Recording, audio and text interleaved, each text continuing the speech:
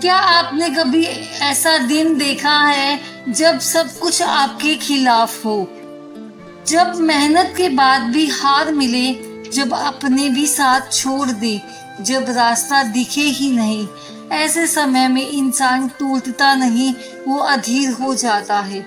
लेकिन अगर उस पल कोई आपके कान में धीरे से कहे, बस थोड़ा और धैर्य रखो, तो शायद कहानी बदल सकती है। आज की कहानी है एक दादी के संदेश की, जो सिखाता है हर परिस्थिति में धैर्य ही असली ताकत है।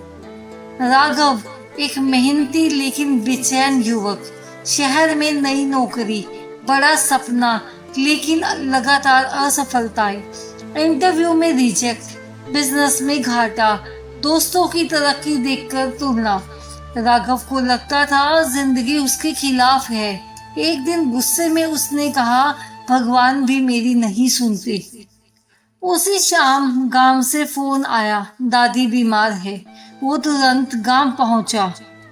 दादी चारपाई पर लेटी थी, कमजोर लेकिन आंखों में वही शांति।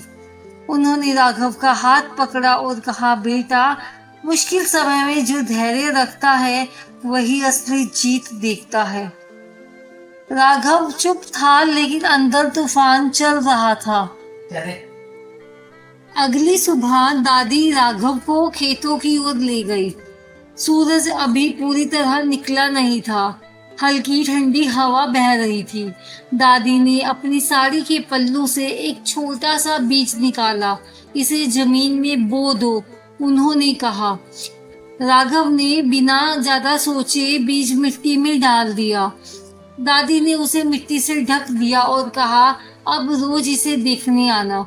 राघव थोड़ा चिढ़ गया, दादी इसमें क्या खास है? दादी मुस्कुराई। दादी ने कहा, सबसे बड़ी चीज तो तुम्हें सीखनी है, वो यही छुपी है। अगले दिन राघव फिर खेत आया, मिट्टी वैसी ही थी। तीसरे दिन कुछ नहीं, पांचवें दिन भी कुछ नहीं। राघव अधीर हो गया। दादी, ये क्यों नहीं रहा? दादी ने उसकी आंखों में देखकर कहा, क्या तुम मिट्टी को फाड़ कर देखना चाहते हो कि बीज बढ़ रहा है या नहीं? अगर तुम रोज ऐसा करोगे तो बीज मर जाएगा। जिंदगी में यही होता है बेटा, जब हम जल्दी जल्दी परिणाम चाहते हैं तो हम अपनी ही जड़ों को नुकसान पहुंचा देते हैं। राघव चुप हो गया। दादी ने आगे कहा, बीज अंधेरे में रहता है, उसे मिट्टी के नीचे दबाया जाता है। बारिश होती है, तूफान आते हैं, लेकिन वो धैर्य रखता है और एक दिन वह बीज मिट्टी चीरकर बाहर आता है। तुम अभी उस मिट्टी के नीचे हो, घबराओ मत, बस धैर्य रखो।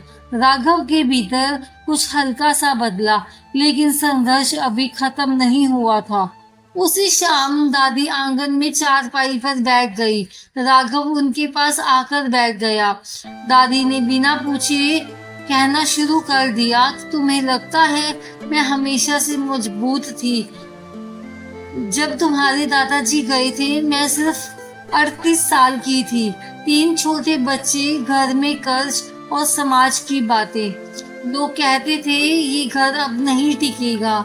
मैं रातों को रोती थी, डरती थी, सोचती थी कि कैसे होगा। राघव पहली बार दादी को इस तरह सुन रहा था। लेकिन बेटा, मैंने एक बात समझी, अगर मैं घबरा गई तो बच्चे भी टूट जाएंगे।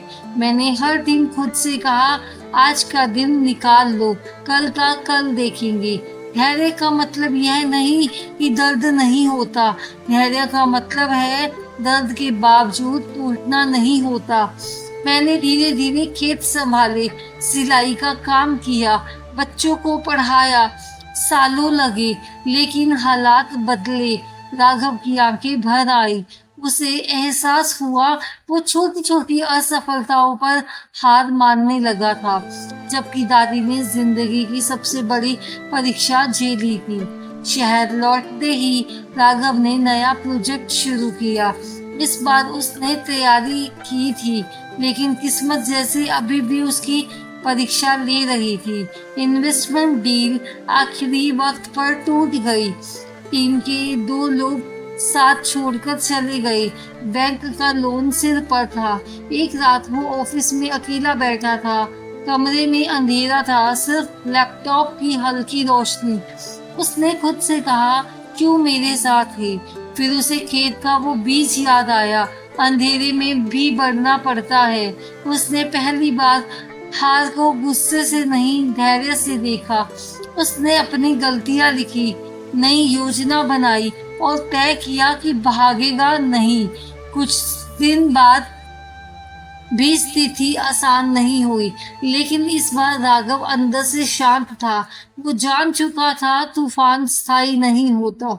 लगभग 8 महीने बाद उसी कंपनी से फोन आया जिसने पहले उसे रिजेक्ट किया था। क्या आप इंटरव्यू के लिए आ सकते हैं? पहले वाला राघव तुरंत उम्मीदों के आसमान में उड़ जाता, लेकिन अब वो शांत था। इंटरव्यू हुआ। इस बार भी तुरंत जवाब नहीं मिला। 1 हफ्ता, 2 हफ्ते। राघव ने खुद को समझाया, जो होगा सही समय पर होगा। तीसरे हफ्ते ईमेल आया, उसे नौकरी मिल गई थी।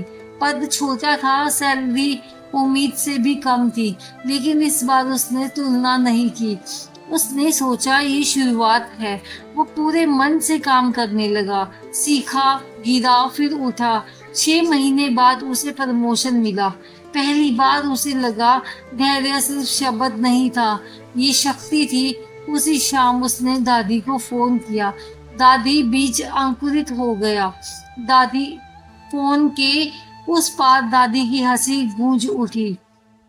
समय बीतता गया। राघव अब पहले जैसा अधीर नहीं था। उसकी सोच बदल चुकी थी। लेकिन जिंदगी जब परीक्षा लेती है तो सबसे कठिन सवाल आखिर में पूछती है।